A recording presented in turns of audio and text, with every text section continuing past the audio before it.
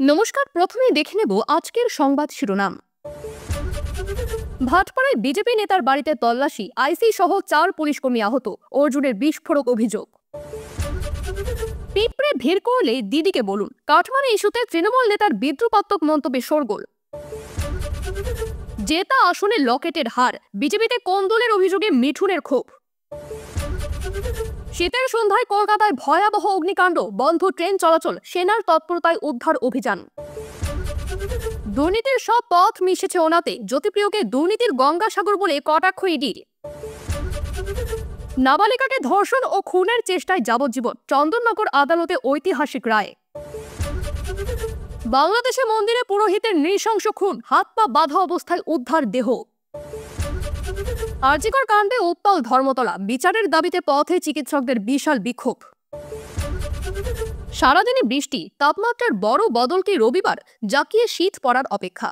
আজকের খবরগুলি অনেক গুরুত্বপূর্ণ, খবরগুলি সম্পূর্ণ শুনবেন। আসছে বিস্তারিত খবরে। বাংলার বাড়ি প্রকল্পের প্রথম কিস্তির টাকা ঢুকতে শুরু করেছে উপভোক্তাদের অ্যাকাউন্টে। এই ইস্যুতে আমজনতার উদ্দেশ্যে বিশেষ বার্তা দিলেন উত্তর 24 পরগনার জেলা পরিষদের সভাধিপতি নারায়ণ গোস্বামী। প্রকাশ্য জনসভা থেকে তিনি বললেন, বাংলার বাড়ির টাকা ঢুকলে কেউ কেউ আপনাদের কাছে বলতে পারে সে যোগাযোগ করিয়ে দিয়েছে বলেই কাজটা হয়েছে, তাই তার সুবিধা চাই, তাহলে সরাসরি দিদিকে বলতে ফোন করে জানিয়ে দেবে। শনিবার এক প্রকাশ্য সভা থেকে নারায়ণ গোস্বামী বলেন, গুড়, চিনি, মিষ্টি যেখানে থাকে সেখানে এসে পিঁপড়েরা হাজির হয়। ঠিক সেই রকমই বাংলার বাড়ির টাকা ঢুকলে কেউ কেউ আপনাদের কাছে বলতে পারে সে যোগাযোগ করিয়ে দিয়েছে বলেই কাজটা হয়েছে। এই বলে যদি কেউ সুবিধা চায়, কারোর কথা শুনবেন না, সরাসরি দিদিকে বলতে ফোন করে জানিয়ে দেবেন। তারপরও যদি কেউ হুমকি দেয়, সোজা থানায় চলে যাবেন, আমাকেও ফোন করতে পারেন। এতটুকুতেই না থেমে তিনি আরো বলেন, মুখ্যমন্ত্রীর পাঠানো গরিব মানুষের টাকা তাদের অধিকার, এর থেকে কেউ যেন এক কাপ চাও না খায়। কোন ভাটা থেকে ইট নেবেন, কোন গোলা থেকে বালি, পাথর, সিমেন্ট নেবেন, আপনারা ঠিক করবেন। পাড়ার কেউ বলল হয়তো অমুক দোকান থেকে নাও, ওই ঠিকাদারকে দিয়ে কাজ করাও, এই মাতব্বরি করার অধিকার বাংলার মুখ্যমন্ত্রী কাউকে দেননি। নিজের বাড়ি নিজে দাঁড়িয়ে থেকে করাবেন। উল্লেখ্য, 2026 বিধানসভা নির্বাচনকে পাখির চোখ করে এখন থেকেই ময়দানে নেমেছে তৃণমূল। দলের সিংহভাগই চাইছে নেতা নেত্রীদের ভাবমূর্তি স্বচ্ছ থাকুক, তাই বাংলার বাড়ির প্রথম কিস্তির টাকা গ্রাহকেরা পেতেই তাদের সতর্ক করেছেন এই তৃণমূল নেতা, যাতে দলের যে কোনো স্তরের নেতাদের প্রতি কোনো বিরূপ ধারণা তৈরি না হয় সাধারণ মানুষের মনে। এই খবর শুনছেন আপনারা কলকাতা পত্রিকা চ্যানেল থেকে। আপনি কোন জেলা থেকে আমাদের ভিডিওটি দেখছেন কমেন্ট করে জানাবেন। আজকের ভিডিওতে 400 লাইক ও 200 সাবস্ক্রাইবার টার্গেট করছি। যদি এখনো সাবস্ক্রাইব না করে থাকেন, দয়া করে এক্ষুনি সাবস্ক্রাইব করে নিন এবং নিয়মিত আপডেট পেতে আমাদের চ্যানেলটি ফলো করুন। ফিরে আসছি পরবর্তী খবরে। কলকাতায় ফের ভয়াবহ আগুন, দক্ষিণ কলকাতার নিউ আলিপুর এলাকার একাধিক ঝুপড়িতে আগুন লাগে শনিবার সন্ধ্যায়। নিমেষে সেই আগুন দ্রুত ছড়িয়ে পড়ে। প্রাথমিক তথ্য অনুসারে দমকলের 16টি ইঞ্জিন সেখানে গিয়েছে। ঘটনাস্থলে গিয়েছেন রাজ্যের মন্ত্রী অরূপ বিশ্বাস ও কলকাতার মহানাগরিক ফিরহাদ হাকিম। তপসিয়ার বস্তি ভয়াবহ আগুন লেগে ভস্মীভূত হয়ে গিয়েছে। খোলা আকাশের নিচে বাস করছেন ঘর হারানো বাসিন্দারা। ওই ঘটনার 24 ঘন্টা কাটতে না কাটতেই ফের কলকাতায় ভয়াবহ আগুন। দুর্গাপুর ব্রিজের নিচে থাকা ঝুপড়িতে ওই আগুন লেগেছে। লেলিহান শিখা চারদিকে ছড়িয়ে পড়ে। পুলিশ ও স্থানীয় সূত্রে জানা গিয়েছে, সন্ধ্যে 7টার দিকে দুর্গাপুরের ব্রিজের নিচের ঝুপড়িতে আগুনের শিখা দেখা যায়। শীতের হাওয়ায় সেই আগুন নিমেষে ছড়িয়ে পড়ে। ওই এলাকার পাশে রয়েছে একটি বেসরকারি হাসপাতাল, ফলে সেই হাসপাতালের নিরাপত্তা নিয়েও প্রশ্ন উঠেছে। আগুন যাতে হাসপাতালের দিকে চলে যেতে না পারে সেজন্য ব্যবস্থা নেওয়া শুরু হয়েছে। আগুন নেভাতে একে একে দমকলের ইঞ্জিন পৌঁছতে শুরু করে। আগুন একসময় ব্রিজের অংশ ছুঁয়ে ফেলেছিল। আগুনের উত্তাপে ব্রিজের অংশ থেকে ধোঁয়া বার হতে থাকে। গাড়ি চলাচল বন্ধ করে দেওয়া হয়। ব্রিজের নিচ দিয়ে গিয়েছে শিয়ালদহ বজবজ শাখার রেল লাইন। ঘটনাস্থলের অদূরেই নিউ আলিপুর রেল স্টেশন। আগুনের কারণে ওই শাখায় ট্রেন চলাচল বন্ধ করে দেওয়া হয়। নির্দিষ্ট নিরাপদ দূরত্বে সরিয়ে ফেলা হয় সাধারণ মানুষদের। গোটা এলাকা ঘিরে ফেলে চলে আগুন নেভানোর কাজ। ব্রিজের উপর থেকেই নিচে পাইপে করে জল দেওয়া হয়। ল্যাডার দিয়েও জল দেওয়া হয় আগুন নেভানোর জন্য। পাশাপাশি ঠান্ডা রাখতে ব্রিজের জলও দেওয়া হয়। ঝুপড়ি এলাকা থেকে একাধিক বিস্ফোরণের আওয়াজ আসে। অনুমান করা হয় সেখানে সিলিন্ডার বিস্ফোরণ হতে থাকে। তার জেরে আগুনের তীব্রতা আরো বাড়ে। পরিস্থিতির গুরুত্ব বিচার করে সেনাবাহিনীও নামানো হয়। বিশাল পুলিশ বাহিনী ঘটনাস্থলে রয়েছে। বিজেপির অস্বস্তি বাড়ালেন খোদ মিঠুন চক্রবর্তী। বিজেপির প্রকাশ্য সভায় মহাগুরুর সাফ কথা, দলের গোষ্ঠীদ্বন্দ্বের কারণে লকেট চ্যাটার্জিকে হারতে হয়েছে। শনিবার পান্ডুয়ার সভায় ক্ষুব্ধ মিঠুন চক্রবর্তী বলেছেন, সদস্য সংগ্রহ লক্ষ্যমাত্রার তুলনায় অনেক কম হয়েছে। বিজেপির সদস্য সংগ্রহ অভিযান চলছে। হুগলি সাংগঠনিক জেলায় সদস্য সংগ্রহের লক্ষ্যমাত্রা ছিল 3 লক্ষ, কিন্তু এখনো পর্যন্ত 51,000 সদস্য সংগ্রহ করতে সক্ষম হয়েছে হুগলি জেলা বিজেপি নেতৃত্ব। পাশাপাশি সক্রিয় সদস্য সংগ্রহের ক্ষেত্রেও অনেকটাই খামতি রয়ে গিয়েছে। সক্রিয় সদস্য সংগ্রহ করার লক্ষ্যমাত্রা ছিল 3,000, সেখানেও বড় খামতি নজরে পড়েছে। সক্রিয় সদস্য পদ হয়েছে মাত্র 363 জন।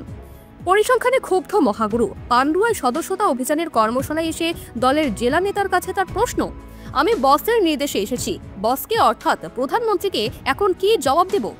অগ্নি শর্মা মিঠুন দলের দুর্বলতা তুলে ধরে বলেন, আপনাদের মধ্যে খুব জোশ দেখলাম, মালা পরানোর ধুম লেগে গেল।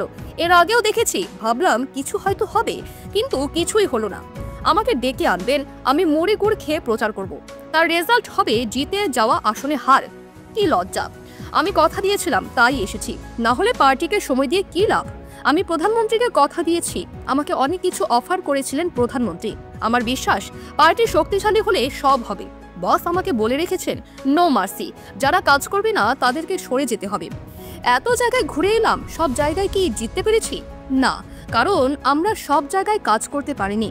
কারণ দলের অন্দরে সমন্বয়ের যথেষ্টই অভাব রয়েছে। জেতা আসনে হার তার কাছে খুবই দুঃখের। মিঠুনের দাবি, যদি সবাই কাজ করত তাহলে লকেটকে হারতে হতো না। এই হারের পেছনে গোষ্ঠীদ্বন্দ্ব কাজ করছে। বাইকে তুলে নিয়ে গিয়ে ধর্ষণের চেষ্টা, বাধা দিলে শ্বাসরোধ করে খুনের চেষ্টা, পরে মারা গেছে ভেবে হাইড্রেন্টে ফেলে চলে যায় অভিযুক্ত। দুদিন পর স্থানীয়দের সাহায্যে উদ্ধার করা হয় নাবালিকাকে। 2021 সালের এমনই চাঞ্চল্যকর ঘটনায় দোষী সাব্যস্তকে শুক্রবার যাবজ্জীবন কারাদণ্ডের সাজা শোনালো চন্দননগর আদালত। মামলার স্পেশাল পিপি অন্নপূর্ণা চক্রবর্তী জানান, 2021 সালের 15ই জুন মোবাইল রিচার্জ করতে বেরিয়েছিল বছর 15-র নাবালিকা। তার পূর্ব পরিচিত পার্থ চৌধুরী নামে এক ব্যক্তি তাকে বাইকে তুলে নিয়ে যায়। বিবাহিত পার্থ নাবালিকাকে উত্ত্যক্ত করত, তার সঙ্গে সম্পর্ক স্থাপনের প্রস্তাব দিত। নাবালিকা তাতে রাজি হয়নি, তাই জোর করে তুলে নিয়ে যায়। চন্দননগরের বিলকুলি এলাকার নির্জন জায়গায় নিয়ে গিয়ে ধর্ষণের চেষ্টা করে। বাধা দিলে গলায় ওড়নার ফাঁস লাগিয়ে শ্বাসরুদ্ধ করে মারার চেষ্টা করে। নাবালিকা অচৈতন্য হয়ে পড়লে অভিযুক্ত মনে করে সে মারা গেছে। তখন তাকে একটি নর্দমায় ফেলে রেখে পালিয়ে যায়। সেখানেই পড়ে থাকে ওই নাবালিকা। 48 ঘন্টা পর স্থানীয়রা দেখতে পেয়ে পুলিশকে খবর দেয়। নাবালিকাকে উদ্ধার করে হাসপাতালে নিয়ে যায় পুলিশ। পরে ভদ্রেশ্বর থানায় অভিযোগ দায়ের হলে অভিযুক্ত পার্থ চৌধুরীকে গ্রেফতার করে পুলিশ। তার বিরুদ্ধে ধর্ষণের চেষ্টা, খুনের চেষ্টা ও অপহরণের মতো ধারায় মামলা রুজু হয়। চন্দননগর আদালতে অ্যাডিশনাল ডিস্ট্রিক্ট সেশন জাজ মানবেন্দ্র সরকার অভিযুক্তকে দোষী সাব্যস্ত করেন। বৃহস্পতিবার রায় ঘোষণা হলো। অভিযুক্ত পার্থ চৌধুরীর যাবজ্জীবন সশ্রম কারাদণ্ডের নির্দেশ দেন বিচারক। পুরনো এক মামলায় ভাটপাড়ায় বিজেপি যুব নেতা প্রিয়াঙ্গ পাণ্ডের বাড়িতে গোয়েন্দা হানা। শনিবার রাতের দিকে তার বাড়িতে নোটিশ দিতে যান ব্যারাকপুর পুলিশ কমিশনারেটের গোয়েন্দা বিভাগের আধিকারিকরা। প্রিয়াঙ্গর অনুগামীরা বাধা দেন বলে অভিযোগ। দুপক্ষের হাতাহাতিতে রীতিমতো ধুমধুমার পরিস্থিতি ভাটপাড়া পুরসভার 9 নং ওয়ার্ডের 6 নং গলি এলাকায়। খবর পেয়ে সেখানে যান ব্যারাকপুরের প্রাক্তন বিজেপি সাংসদ অর্জুন সিং। পুলিশের বিরুদ্ধে প্রিয়াঙ্গ পাণ্ডের উপর হামলা ও খুনের চেষ্টার অভিযোগ তোলেন তিনি। জানা গিয়েছে, 2018 সালের পুরনো একটি মামলায় প্রিয়াঙ্গ পাণ্ডের নাম থাকায় শনিবার তার বাড়িতে নোটিশ দিতে যান ব্যারাকপুর কমিশনারেটের আধিকারিকরা। তাদের বাধা দেন সে সময় বিজেপি নেতার বাসভবনে থাকা অন্যান্য দলীয় কর্মীরা। তাদের সঙ্গে তর্ক বিতর্কে জড়িয়ে পড়েন পুলিশ আধিকারিকরা। এমনকি পরিস্থিতি এমন হয় যে রীতিমতো পুলিশের সঙ্গে দলীয় কর্মীদের সাময়িক হাতাহাতির পরিস্থিতিও তৈরি হয়। প্রিয়াঙ্গর অনুগামীরা পুলিশের উপর আক্রমণ করে কাজে বাধা দেয় বলে অভিযোগ। দুজনকে গ্রেফতার করা হয়। দ্রুত প্রিয়াঙ্গর বাড়িতে যান অর্জুন সিংহ। তিনি পুলিশ আধিকারিকদের কাছ থেকে প্রিয়াঙ্গর বিরুদ্ধে নোটিশ দেখতে চান। তাকে সেই নোটিশ দেখাতে পারেনি পুলিশ কর্তারা। এরপর পরিস্থিতি আরও উত্তপ্ত হয়ে ওঠে। অর্জুন সিং অভিযোগ তোলেন, প্রিয়াঙ্গকে খুনের চক্রান্ত করছে পুলিশ প্রশাসন। পুলিশ সূত্রে খবর, ভাটপাড়া পৌরসভার চেয়ারম্যান থাকাকালীন অর্জুন সিং পিপিপি মডেলে একটি প্রকল্পের চুক্তি করেছিলেন। প্রিয়াঙ্গ পাণ্ডের সম্পত্তিতে এই প্রকল্পটি 70 থেকে 30% চুক্তিতে হবে বলেই ঠিক হয়েছিল। কিন্তু সেই চুক্তিমতো কাজ না হওয়ায় পুরসভার অভিযোগের ভিত্তিতে এদিন সন্ধ্যায় পুলিশ সেই সংক্রান্ত নোটিশ দিতে প্রিয়াঙ্গর বাড়িতে যায় এবং তা ঘিরে এই ধুমধুমার পরিস্থিতি। এই প্রসঙ্গে ভাটপাড়া পৌরসভার ভাইস চেয়ারম্যান দেবজ্যোতি ঘোষ বলেন, পিপিপি মডেলে চুক্তি অনুযায়ী প্রিয়াঙ্গ পাণ্ডে 30% সম্পত্তি এখনো পর্যন্ত পুরসভাকে হস্তান্তর করেননি। সেই কারণেই পুলিশ নোটিশ দিতে এসেছিল। বিষয়টি সম্পূর্ণ পুলিশ প্রশাসনের এখতিয়ারভুক্ত। আর প্রিয়াঙ্কুর দাবি, আমাকে এর আগে খুনের চক্রান্ত করা হয়েছিল। বিজেপি করার অপরাধে এদিন পুলিশ নোটিশ দেওয়ার নাম করে অভিযান চালায়। আমার 2 সঙ্গীকে গ্রেফতার করেছে পুলিশ। জেলবন্দি রাজ্যের প্রাক্তন খাদ্যমন্ত্রী জ্যোতিপ্রিয় মল্লিক, জ্যোতিপ্রিয় ঘনিষ্ঠ বাকিবুর রহমান জামিনে মুক্ত হলেও খোদ প্রাক্তন মন্ত্রীর জামিন আজও অধরা। শনিবার ছিল জ্যোতিপ্রিয়র জামিন মামলার শুনানি। শুনানিতে কেন্দ্রীয় তদন্তকারী সংস্থা অর্থাৎ ইডি বালুকে দুর্নীতি গঙ্গাসাগরের সঙ্গে তুলনা করে বলেন, গঙ্গা যেমন সমস্ত কিছু সাগরে নিয়ে গিয়ে ফেলে, ঠিক তেমনভাবেই রেশন দুর্নীতির সমস্ত লিঙ্ক গিয়ে জুড়েছে বালুর সঙ্গে। শারীরিক অসুস্থতার অজুহাতে একাধিকবার আদালতে জামিনের আবেদন করেছেন প্রাক্তন খাদ্যমন্ত্রী জ্যোতিপ্রিয় মল্লিক, কিন্তু প্রতিবারই তার জামিন নাকচ করে দেয় আদালত। এদিন ফের আদালতে বালুর জামিনের আবেদন উঠতেই তীব্র বিরোধিতা করেন ইডির আইনজীবী। ইডির আইনজীবীর দাবি, বালুই এই দুর্নীতির রিং মাস্টার, রেশন দুর্নীতির পরিচালনা করেছেন তিনি। কেন্দ্রীয় এজেন্সির দাবি, তদন্ত করতে দেখা গিয়েছে যে সমস্ত ব্যাংক অ্যাকাউন্ট এবং ভুয়ো সংস্থায় দুর্নীতির টাকা গিয়েছে, সবকিছুই গিয়েই সেই জ্যোতিপ্রিয়র অ্যাকাউন্টে গিয়েছে। সামনে না এসে পিছন থেকে দুর্নীতির সব টাকা নিজের পকেটে পুরছেন জ্যোতিপ্রিয়। কলকাতার ধর্মতলায় ডোরিনা ক্রসিংয়ে ফের শুরু হয়েছে চিকিৎসকদের অবস্থান বিক্ষোভ। আজিকর কাণ্ডের সঠিক বিচারের দাবিতে West Bengal joint platform of doctors এবং অভয়া মঞ্চের সদস্যরা এই আন্দোলনের নেতৃত্ব দিচ্ছেন।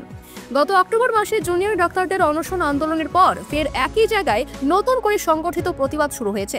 বড়দিন এবং নতুন বছরের প্রাক্কালে যানজটের আশঙ্কায় কলকাতা পুলিশের তরফে অনুমতি না মেলায় আন্দোলনকারী চিকিৎসকরা কলকাতা হাইকোর্টের দ্বারস্থ হন। হাইকোর্ট অনুমতি দেওয়ার পরে শুক্রবার রাত থেকেই ডোরিনা ক্রসিংয়ে মঞ্চ বাঁধা হয়। 26শে ডিসেম্বর রাত পর্যন্ত চলবে এই অবস্থান বিক্ষোভ।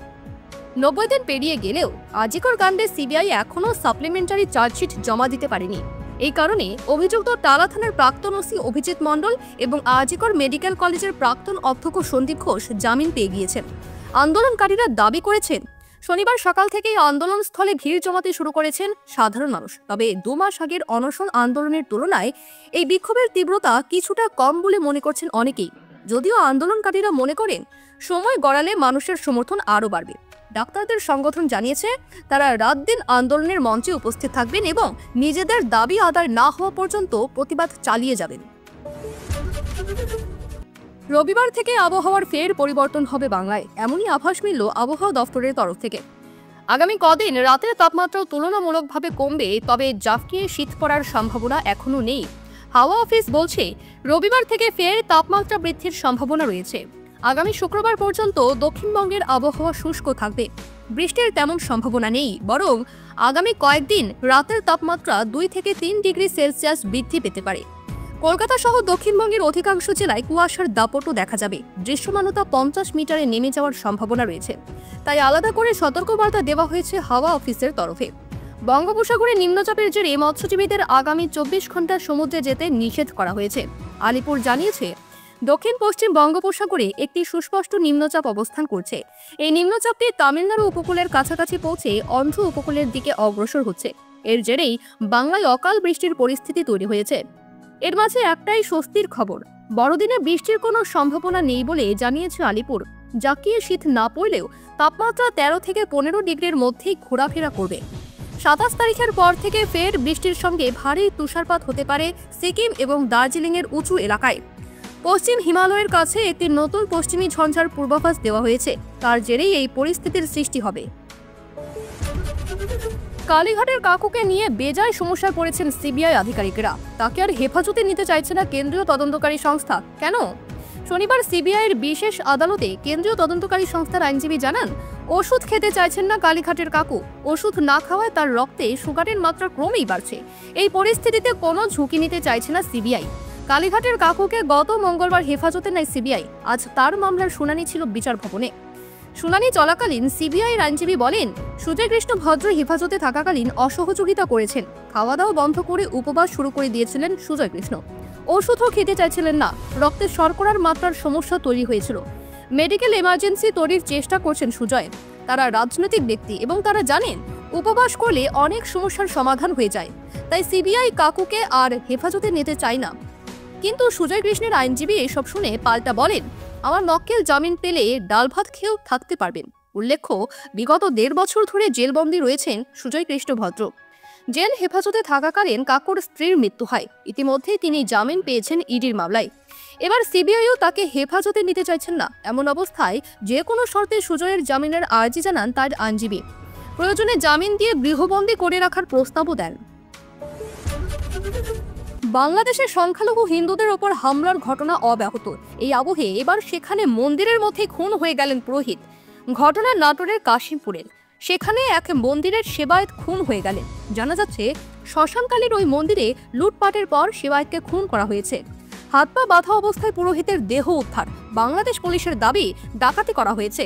এদিকে সংখ্যালঘু হিন্দুদের অভিযোগ, ডাকাতির নাম বেছে বেছে তাদের উপরে হামলা করা হচ্ছে। দিন কয়েক আগেই বাংলাদেশে মন্দিরে হামলা চালানো হয়েছিল, ভেঙে দেওয়া হয় বিগ্রহ। অভিযোগ উঠেছিল তিতুমির কলেজের প্রিন্সিপালকে পদত্যাগের হুমকি দিচ্ছে কট্টরপন্থীরা। অন্যদিকে ময়মনসিংহ এবং দিনাজপুরে 3টি মন্দিরের মোট 8টি মূর্তি ভেঙে দেওয়া হয়েছে, কিন্তু সব ঘটনায় অভিযুক্তদের গ্রেফতার করতে পারেনি পুলিশ। এমনকি শুক্রবার রাত পর্যন্ত একটি ঘটনায় মামলাও রুজু করা হয়নি। একটি ক্ষেত্রে আবার অভিযুক্তকে গ্রেফতার করে আদালতেও পেশও করা হয়েছে, তারপরও তাকে জেলে পাঠানো হয়। ভারতের বিদেশ মন্ত্রকের তরফে জানানো হয়েছে যে 2024 সালের জানুয়ারি থেকে 8ই ডিসেম্বর পর্যন্ত বাংলাদেশে হিন্দু সহ সংখ্যালঘুদের উপর 2200টি হামলার ঘটনা ঘটেছে। খবর শেষ হলো।